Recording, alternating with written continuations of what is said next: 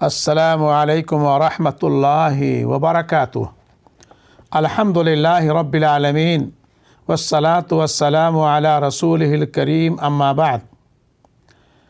عن ابن عباس رضی اللہ تعالی عنہ قال یوشک ان تنزل علیکم حجارۃ من السماء اقول قال رسول اللہ صلی اللہ علیہ وسلم وتقولون قال ابو بکر وعمر، رواہ احمد۔ معزز سامعین و ناظرین، کتاب غایۃ المرید فی شرح کتاب التوحید کا 37واں باب آپ کی خدمت میں پیش کرنے کی سعادت حاصل کر رہا ہوں، جس کا عنوان ہے اللہ تعالیٰ کی حلال کردہ چیز کو حرام یا حرام کردہ چیز کو حلال سمجھنے میں علماء و امراء کی اطاعت ان کو رب کا درجہ دینا ہے۔ مصنف رحمہ اللہ اس باب میں اور اس کے بعد کے ابواب میں توحید کے تقاضے اور کلمہ شہادت کے لوازمات بیان کر رہے ہیں۔ یاد رہے، علماء دین کتاب و سنت کی نصوص کو سمجھنے کا ذریعہ اور واسطہ ہیں، ان کی اطاعت اللہ اور اس کے رسول کی اطاعت کے تابع سمجھ کر کی جائے گی۔ مستقل طور پر اطاعت صرف اللہ عز و جل کی ہے، اس لیے کہ اطاعت بھی عبادت ہی کی ایک قسم ہے۔ البتہ وہ اجتہادی معاملات جن کے بارے میں کتاب و سنت کی کوئی نص صریح وارد نہیں ہوئی، ان میں وہ قابل اطاعت ہیں، کیونکہ اس کی اجازت خود اللہ تعالیٰ نے دی ہے اور مصلحت کا تقاضا بھی یہی ہے۔ شریعت نے ان مصلحتوں کا لحاظ رکھا ہے۔ مؤلف رحمہ اللہ فرماتے ہیں کہ حضرت ابن عباس رضی اللہ تعالی عنہما نے فرمایا کہ یوشک ان تنزل علیکم حجارۃ من السماء اقول قال رسول اللہ صلی اللہ علیہ وسلم وتقولون قال ابو بکر وعمر، کہ تمہارا یہی حال رہا تو قریب ہے کہ تم پر آسمان سے پتھر برسیں، میں تمہیں رسول اللہ صلی اللہ علیہ وسلم کا فرمان سناتا ہوں اور تم اس کے مد مقابل ابو بکر اور عمر رضی اللہ تعالی عنہما کی بات کرتے ہو۔ یہ مسند احمد جلد نمبر 1 صفحہ نمبر 337 میں ہے۔ امام احمد رحمہ اللہ نے صحیح سند کے ساتھ ابن عباس رضی اللہ تعالی عنہم کا یہ قول اور ان کا یہ نظریہ بیان کیا ہے کہ وہ نبی کریم صلی اللہ علیہ وسلم کے صریح اور واضح فرمان کے سامنے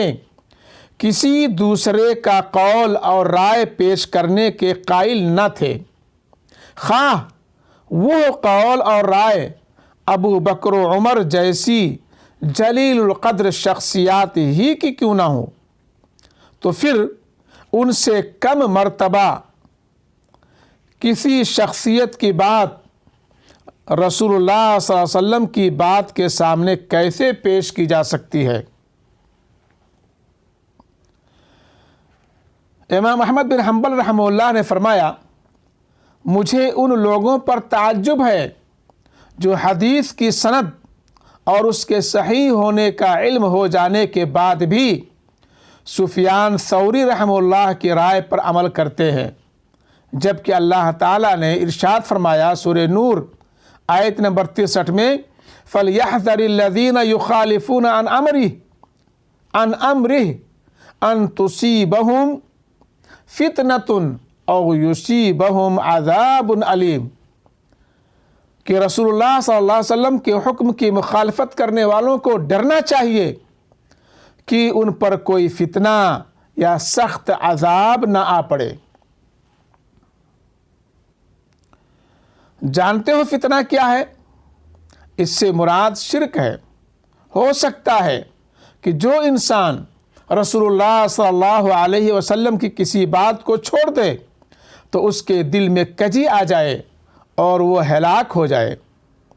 حضرت عدی بن حاتم رضی اللہ تعالی عنہ نے نبی کریم صلی اللہ علیہ وسلم کو یہ آیت تلاوت کرتے ہوئے سنا،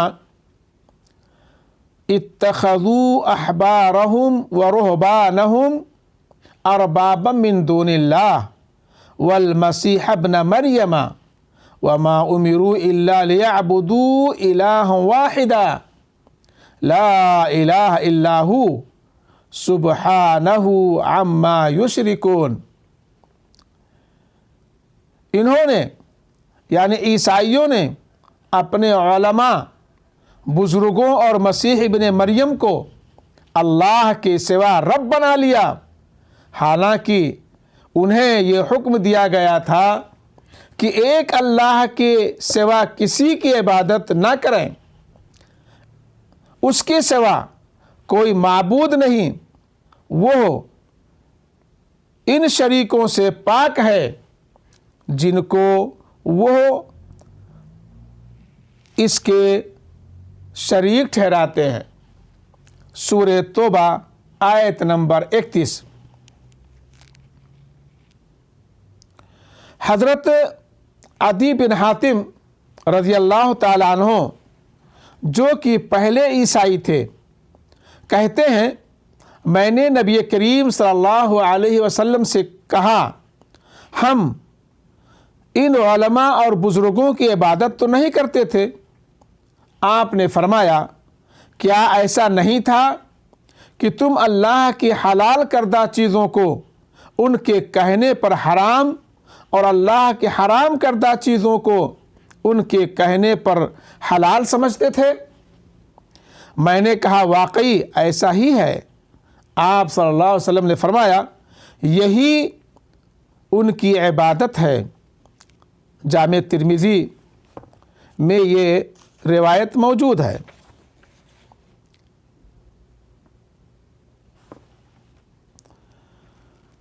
علماء اور عمراء کی تعظیم میں غلو کرتے ہوئے ان کے کہنے پر اور ان کی اطاعت کرتے ہوئے دین کو تبدیل کر ڈالا۔ جس چیز کو وہ حلال کہے اسے حلال سمجھنا اور جس چیز کو وہ حرام کہیں اسے حرام جاننا، جبکہ اس بات کا علم بھی ہو کہ یہ چیز حلال ہے یا حرام، یہ سراسر انہیں رب اور معبود بنا لینے کے مترادف ہے، اور یہ بہت بڑا کفر اور شرک اکبر ہے، کیونکہ اس صورت میں اطاعت جو کہ عبادت کی قسم ہے کا حقدار اللہ کو چھوڑ کر غیر اللہ کو ٹھہرایا گیا۔ مصنف رحمہ اللہ اس مقام پر صوفیہ، تصوف کے باطل طریقوں اور صوفیہ کی تعظیم میں غلو کرنے والوں کے بارے میں تنبیہ کرنا چاہتے ہیں کہ انہوں نے اپنے مشائخ اور اولیاء، جن کو وہ اپنے زعم باطل میں اولیاء سمجھتے تھے، حالانکہ وہ حقیقت میں اولیاء نہیں تھے، کہ دین کو تبدیل کرنے میں اطاعت کی، اور اللہ تعالیٰ نے ان کی اسی اطاعت کے بارے میں فرمایا کہ انہوں نے ان کو رب اور معبود بنا لیا تھا۔ اس باب سے سورہ نور کی آیت نمبر 63 کی تفسیر واضح ہوئی، جس میں رسول اللہ صلی اللہ علیہ وسلم کی نافرمانی اور حکم عدولی کے انجام سے ڈرایا گیا ہے۔ نمبر 2، نیز سورہ توبہ کی آیت نمبر 31 کی تفسیر بھی معلوم ہوئی، جس میں بیان ہے کہ یہودیوں نے کس طرح اپنے علماء اور بزرگوں کو اپنے رب بنا لیا تھا۔ تیسرا مسئلہ اس باب میں جو ہے وہ یہ کہ اس بحث سے عبادت کا معنی اور مفہوم بھی واضح ہوا کہ عبادت کا صرف وہ مفہوم نہیں جو عدی رضی اللہ تعالی عنہ نے سمجھا تھا، اور انہوں نے کہا تھا کہ ہم تو اپنے علماء اور بزرگوں کی عبادت نہیں کرتے تھے۔ آپ نے واضح فرمایا کہ اللہ تعالیٰ کی حلال کردہ چیز کو